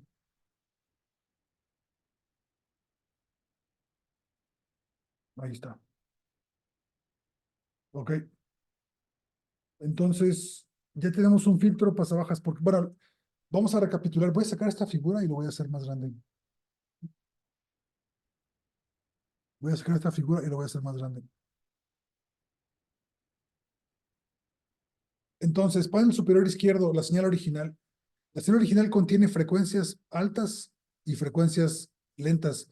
Fíjense cómo la frecuencia lenta es esta pancita de la señal, ¿la ven? Esta pancita de la señal es una frecuencia lenta. De hecho, baja y luego sube y luego baja y luego sube otra vez. Esas son frecuencias lentas en la señal. Y el espectrograma se ve así, ¿no? Uno sobre F, un espectrograma normal. Cuando la señal la filtramos para que pasen solamente las frecuencias, este filtro es pasa bajas. Entonces la señal roja nos quedamos con los componentes bajos. Ahora no se ve tan dramático el efecto porque la línea que tengo es muy gruesa. Entonces Las frecuencias rápidas ya no las quitamos, pero no se ve, muy parecida a la señal. El efecto se ve muy claro cuando hacemos un filtro pasa altas. En el filtro pasa altas, adiós pancitas, adiós coditos, la señal es completamente plana y contiene frecuencias de 4000 Hz hacia arriba, que es el panel, el último panel. El último panel de abajo a la izquierda es el filtro pasa altas, el del medio es filtro pasa bajas y el de arriba es la señal original. ¿De acuerdo, Juan Carlos? Sí, Doc. Entonces, en la práctica, ustedes pongan la frecuencia de corte que les interesa, pero modifiquen el orden del filtro. ¿Se acuerdan cuando pusimos un orden de filtro de 1, la señal, la frecuencia de corte bajaba de manera muy lenta? Entonces aumenté el orden del filtro para que rápidamente cortara la señal. No se puede hacer cuando tienes señales muestreadas muy cortas o muestreadas a poca frecuencia. Pero en este caso, como tienes una bola de muestras, se puede hacer fácilmente. Y ¿cómo se hace un filtro pasabandas? Un filtro pasabandas, supongo que es band. ¿Existe band? ¿Sí, no? Doc Butterworth. Ahora, Butter. Tiene los filtros. Es un stop band. Este es un stop. Stop. Se dice stop, es un band stop. No, este le quita una banda. Ese está bien bueno porque, muchachos, la versión stop le pueden quitar, por ejemplo, el ruido de 60 Hz. Le dices, quítame las frecuencias del 59 al 61 y te quita los 60 Hz. High pass, le dices high, ok. Low pass, pues le dices low. ¿Y dónde está el band? Band pass, aquí está. Mire, tiene low pass, band pass, high pass y stop. Tiene todos los filtros. Filtro pasa altas, filtro pasa bajas, filtro pasa bandas. Pasabandas quiere decir que deja pasar nada más las frecuencias arriba de un valor y abajo de otro valor. Ese es band pass. Y stop es esa banda, te la quita. La banda de 0 al valor, te la quita, te lo deja pasar y de ese valor al siguiente valor te lo quita. ¿Ven la diferencia entre, no sé si me explico la diferencia entre band pass y band stop? Band pass quiere decir te deja pasar una banda y band stop te quita esa banda de frecuencias. ¿Sí? Entonces, bueno, pues ahí está. Entonces, de tarea, muchachos, de tarea, ustedes hagan filtros stop band y band pass. Entonces, la tarea que está muy fácil, realmente está bien fácil. La tarea realmente está muy fácil, muchachos. Tarea. Entonces, utilizar la ayuda, utilizar el doc de Butter para generar un filtro pasabanda. Se llama, ¿cómo se llama? Se llama banda. Se llama, pero el comando era así de band pass.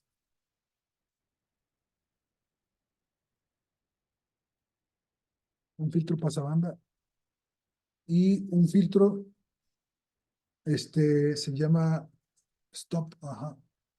Pero en español, ¿cómo se llama un filtro? ¿Cómo se llama un filtro stop? Esa rechaza bandas, ¿no? En lugar de band pass es band. Ok, un filtro quita bandas. Le voy a poner notch porque lo que hace es indentar, quita un notch filter, se utiliza mucho, lo van a ver en los artículos. Un notch filter. Le llaman notch sobre todo cuando quieres quitar 60 Hz. La banda que vas a detener, la pones de 59 a 61 y 60 Hz, adiós, te deshiciste de ellos. Y recuerden, los que hacen electrofisiología, no solo hay que quitarla de 60 Hz, sino también sus armónicos, 60, 120, 180, o sea, todos los armónicos de 60 Hz que son. A veces, muchachos, hasta la décima armónica de 60, ¿eh? Depende de qué aplicación tienen, pero tienen que hacer notch filters de 60, 120, 80, 240, 300, hasta 600 Hz. Sobre todo si quieren aislar espigas potenciales de acción, tienen que quitarlos hasta hasta los de 1200. Tienen que quitar, ajá, así, hasta 900. 900 está bien. Sí, con que quiten armónicos, los 15, con que quiten los primeros 14 armónicos de 60 Hz, van a poder hacer un filtrado sin problemas. Eso es claro cuando la señal tiene mucho ruido de 60 Hz, que es casi siempre, que es en casi todos los casos. Ok. Entonces, ¿está clara la tarea, muchachos? Utilicen un filtro pasabandas, ustedes escojan qué tipo de frecuencias quieren dejar pasar y escojan y hagan un notch filter.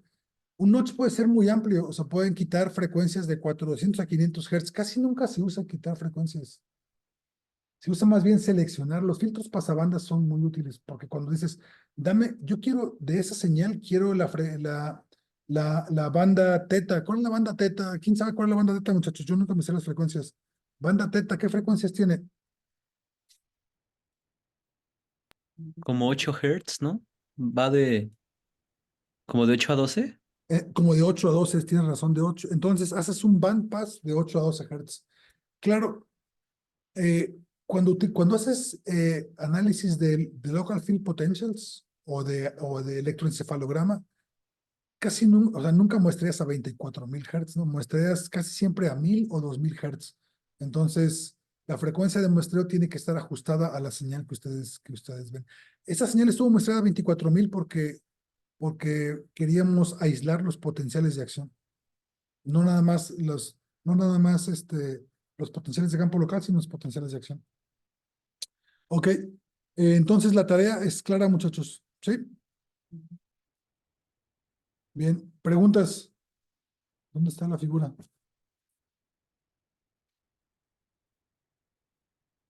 Lo voy a incluir. ¿Sí? ¿Cómo la incluyo? Aquí. Les vamos a enviar entonces el script que hicimos hoy y voy a subir el video al canal del laboratorio. Bien, si no tienen preguntas, Yo sí tengo una pregunta. voy a dejar de grabar. Bueno, adelante, Juan Carlos. Más que una pregunta es pedirle que si podría explicar nuevamente un poco la parte del script del filtro. Ajá. Aquí, por Em, ejemplo, cuando defines border, ¿sí? sí, Lo único que tienes que saber, Juan Carlos, es que si va a ser high pass o si va a ser low pass o si va a ser band pass. Eso es lo crítico, ¿ok? Esto que le ponemos aquí, la frecuencia de corte por 2 entre la frecuencia de muestreo, es para que tú le digas a Borderboard, con qué frecuencia muestreaste, dónde quieres el corte y por 2 porque acuérdate que tiene que ver con que la señal no puedes calcular frecuencias más allá de la mitad de la frecuencia de muestreo. Pero entonces, para que él pueda calcular la frecuencia de muestreo, la frecuencia de corte tiene que estar multiplicada por 2 entre la frecuencia de muestreo. O lo que es lo mismo, multiplicarla por la frecuencia de muestreo entre 2, ¿no? Sí. ¿Sale igual? Ah, vamos a ver. Espérate. 2 entre Fs es lo mismo que por Fs entre 2. No estoy seguro. Pero tiene que ver con esos elementos, Juan Carlos, ¿de acuerdo? sí, Es, doc. es una cuestión técnica. El orden del filtro también es un asunto técnico de diseño de filtros. Diseño de filtros, muchachos, los ingenieros llevan un semestre de diseños de filtros. Entonces, no esperen que yo entienda para empezar. Que yo entienda lo que ven los ingenieros en un semestre. Para eso, afortunadamente, MATLAB tiene estas funciones que se llaman border word. Hay otros filtros que se llaman IRR, Infinite Impulse Response Filters, que los ingenieros saben más de eso.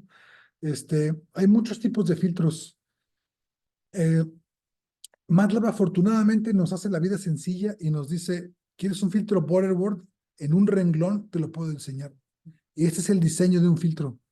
Filtro pasabajas ocupa la frecuencia de muestreo, ocupa la frecuencia de corte y el orden del filtro. Ahora, tuviste el efecto del orden del filtro. Cuando el orden del filtro es muy bajo, la frecuencia de corte disminuye. Después de la frecuencia de corte, las frecuencias siguientes disminuyen de manera muy lenta.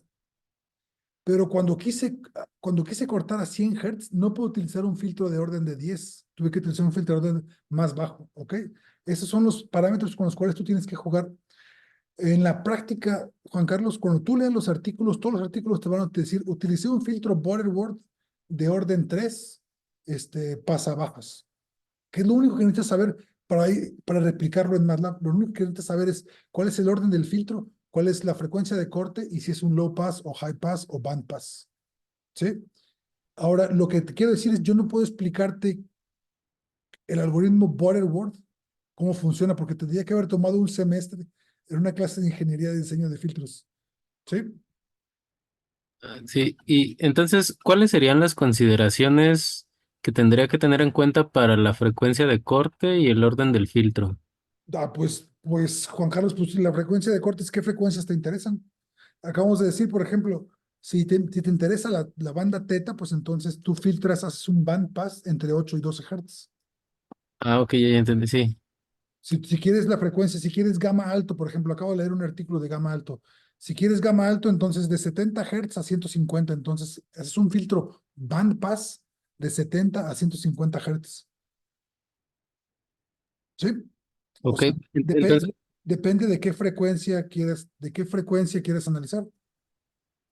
ok, entonces si por ejemplo quisiera de teta de 4 a 12, la frecuencia de corte sería hasta 12, Sería de 4 a 12. de 4 a 12, y Es el un- orden del filtro entonces también tendría que disminuir, ya no podría ser 10. El filtro lo vas a tener que hacer de uno o de dos. Ajá, de uno Ok, o de dos. sí, sí, sí. No, tal vez de tres. Vete uno, dos, tres, cuatro hasta que te marque error. Es lo Ok, que yo me voy sí, uno, dos, tres. Allá cuando en el quinto va a marcar error. Vas a tener un orden de filtro de tres. No sé si de cinco te va a dejar. Pero ahora, cuando veas la señal, en términos prácticos, Juan Carlos, cuando veas la señal, el filtro de orden uno, 2 y 3 y le graficas una encima de la otra, las diferencias no las vas a poder detectar a simple vista. O sea, el orden del filtro no es un parámetro muy importante. Es decir, los resultados no van a depender del orden del filtro, eso te lo garantizo. Los resultados de qué tanto cambia la banda teta cuando le pones un agonista, colinérgico, como Carbacol, no va a cambiar, los resultados no van a cambiar en función del orden del filtro. Y eso te lo garantizo. ¿Ok? O sea, ok, no te preocupes mucho por el orden del filtro. Es un parámetro que no influye mucho en los resultados finales. ¿Sí? ok. Gracias. Porque la caída está en decibeles. Aunque se vea suave, en términos prácticos te quita las frecuencias arriba de la frecuencia de corte. ¿Ok? Más preguntas. Doc, una duda que es un Sí. poco colateral es, digamos, aplicamos un filtro notch a una señal continua que se interrumpe por este sistema, por el 60 Hz, ¿no? No, Hay espérate, una César, lo forma, que, lo que vas a decir no tiene sentido. Tú tienes una señal que muestreaste a cierta frecuencia, la cual tiene un ruido de 60 Hz. se presenta el ruido a los 60 Hz, ajá. O sea, se sobrepone. Tú tienes una señal biológica, haz de cuenta que tienes un electrodo dentro del cerebro. Y entonces Sí, el electrodo está muestreando el potencial de campo alrededor del electrodo, ¿ok? Entonces son voltajes que varían entre 10 y menos 20 milivolts, ¿ok? Pero si tienes ujú, una lámpara prendida aquí cerquita que ilumina el cerebro de la rata, esa lámpara sí, consume tanta potencia que genera una señal electromagnética de 60 Hz que va y se mete en el cerebro y entonces el electrodo la ajá, registra. Entonces, encima de la señal biológica tienes una señal de ruido, una señal que está sobrepuesta de 60 Hz. ¿Sí? Esa es sí, la manera sí. correcta de expresar que tienes un ruido de 60 Hz, ¿no? Eso es lo que sucede en la práctica. ¿Sí? Y es la que es visible, ajá. ¿Ok? Ajá. Sí, y digamos, si el filtro elimina ese segmento de 60 Hz de 59 a 61, ¿Sí? hay forma de llenar, digamos, ese vacío que ha salido, o cómo hace el filtro, y qué es lo que pone en su lugar en ese segmento. No, ajá, fíjate, César, ahí no estás entendiendo bien lo que pasa. La señal no se corta de ningún lado, la señal original no se corta de ningún lado. Lo que pasa es que le quitas la frecuencia de 60 Hz. O sea, la Ok, señal va a ok. tener la longitud original. La señal, después de filtrarla, va a tener. Si la señal tenía 3000 elementos, cuando la filtres va a seguir teniendo 3000 elementos. Solamente que las oscilaciones de 60 Hz ya no van a existir. Ahora, Ah, hay un problema serio cuando la señal biológica que quieres registrar es de 60 Hz y la lámpara es de 60 Hz. Ahí sí, adiós. No vas a poder. Lo que sí no vas a poder es analizar tu señal en la banda de 60 Hz, lo cual nunca sucede, ¿no? Es raro el fenómeno biológico que ocurre exactamente a 60 Hz. En realidad, las señales biológicas ocurren, por ejemplo, el LFP ocurre en bandas, aquí está, de 8 a 12 Hz. Gamma alto, te digo, va de 70 a 150, y seguramente va de 70 porque no quieren incluir 60 Hz, va de 70 a 150. Gamma bajo va como de 30 a 50, seguramente porque no queremos incluir 60 Hz. Pero entonces la señal no está cortada en el tiempo, César. Está, ya, ya. tienes eliminado los 60 Hz. No tienes que Y llenar los, ningún vacío. No hay ningún vacío. Hay un vacío en claro, cuanto que no tienes la frecuencia de 60 Hz. ¿Sí? sí, sí, sí, sí. Claro, bueno, en todo caso, mm, pensando en eso, o sobre todo en imágenes, ¿no? Donde hay un término que quería comentar que era la de convolución, el término contrario a la convolución, Ajá. que era la corrección en el caso de imágenes, entiendo del ruido, ¿verdad? Era descomponer la imagen y para quitar ese ruido y volverla a armar. Pero en este caso, en señales, ¿habrá algo análogo así? Sí, la deconvolución es, como tú lo acabas de decir, es el opuesto a la convolución. Si tú aquí cuando vimos convolución, fíjate, había la señal se llama F1 comp, ¿ok? Ujú, F1 comp se la pones a deconvolucionar y te regresa F1 sin convolucionar. ujú, O sea, es la operación opuesta, ujú, sí, ¿sí? Se llama decomp, de hecho, ¿no? O se llama inv comp, o se llama decomp.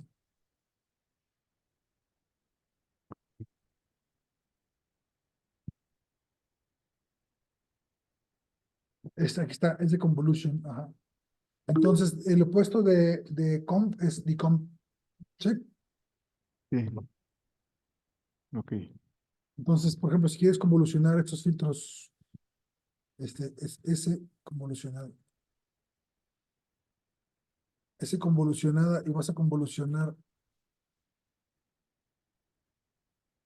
2 4 8 16. Lo vas a convolucionar con 4 5 y 6. Esa es la convolución. Entonces, el decomp le das SC y la deconvolucionas con una de las dos de arriba. ¿Con cuál la vamos a deconvolucionar? Con 4 5 y 6 4 5 y 6. Y te da 2 4 8 16. ¿Viste? Mm, sí, A partir de la convolucionada y utilizando uno de los originales, te regresa la señal original, te regresa lo opuesto. ¿Ya viste? Ahí está sí, convolución y deconvolución. ok. Ah, está bien. ¿Qué más preguntas? Ahora, la deconvolución en el dominio espacial es una cosa más complicada. Digamos que, ¿te acuerdas cuando a las imágenes le poníamos ruido? Si Sí. tú tienes, si tú tienes el kernel del ruido, la puedes deconvolucionar y le quitas el ruido.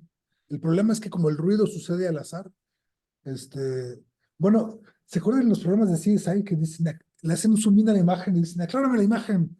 Utilizan una deconvolución y tienen una idea del ruido, tienen un estimado, tienen un guesstimate, un estimado informado de cómo se comporta el ruido en una señal, en una cámara CCD, y entonces lo deconvolucionan con un filtro de ruido y le quitan algo de ruido, ¿no? Es lo que hacen en los programas de CSI. Ahora, lo que hacen en los programas de CSI es un poco de trampa, porque ellos primero tienen una imagen bonita, le meten ruido y son los que nos muestran.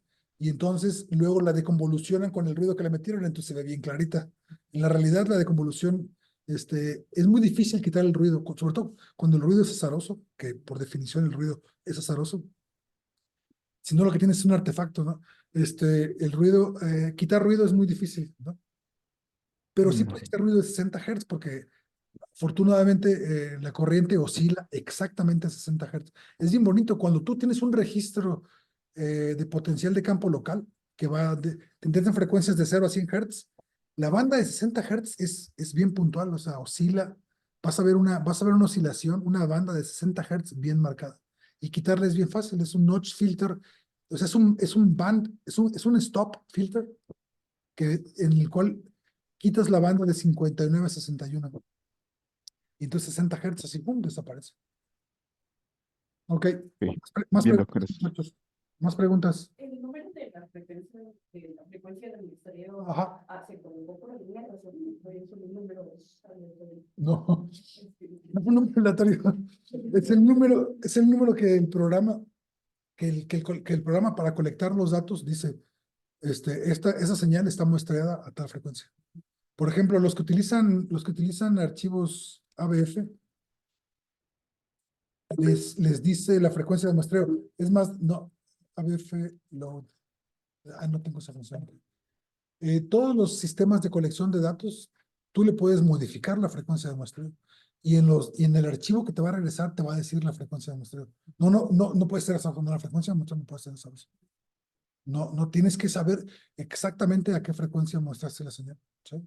Sobre todo si se la preguntan en tu examen de maestría o doctorado. ¿Tú en qué estás? En la maestría. Entonces, si te la preguntan, a qué frecuencia mostraste la señal? Tienes que saber decir exactamente a qué frecuencia. ¿A qué frecuencia muestra tu señal?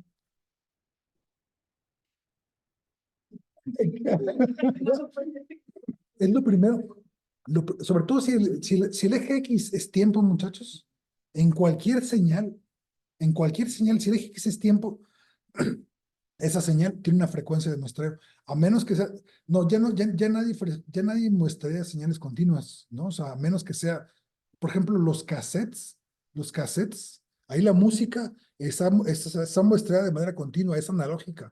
Ahí, ahí la banda, ahí este, los componentes magnéticos de la cinta están alterados de manera continua. Ahí no hay frecuencia de muestreo. Los cassettes no tienen frecuencia de muestreo. Los discos de vinil no tienen frecuencia de muestreo porque la señal está grabada físicamente de manera continua sobre el disco. Pero ya los CDs ya tienen frecuencia. ¿Cuál es el de muestreo de un CD, muchachos? 44,100 es la frecuencia de muestreo de un CD. 44,100. Esas son las frecuencias de todos los CDs. Un DVD ya no sé a qué frecuencia de muestreo. Un DVD debe estar mucho más alto. Con un DVD le cabe mucha más información. Un DVD debe estar muestreado a mayor frecuencia. Pero por eso los puristas del sonido, les gustan los discos de vinil porque no hay transformación digital analógica. De un vinil, el sonido está grabado de manera analógica.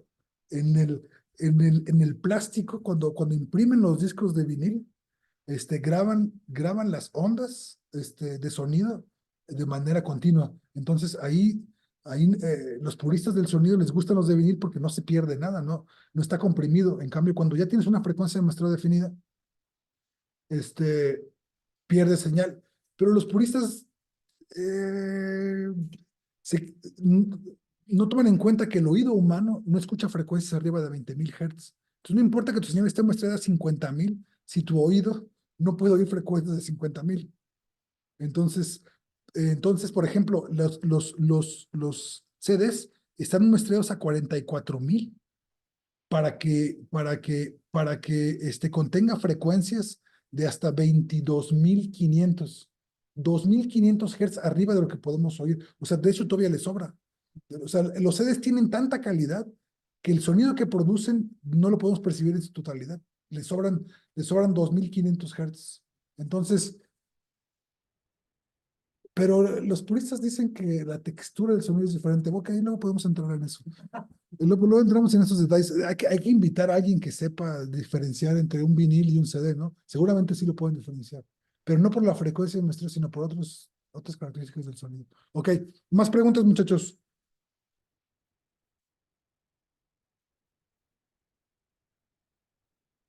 Voy a dejar de grabar entonces aquí. Stop record.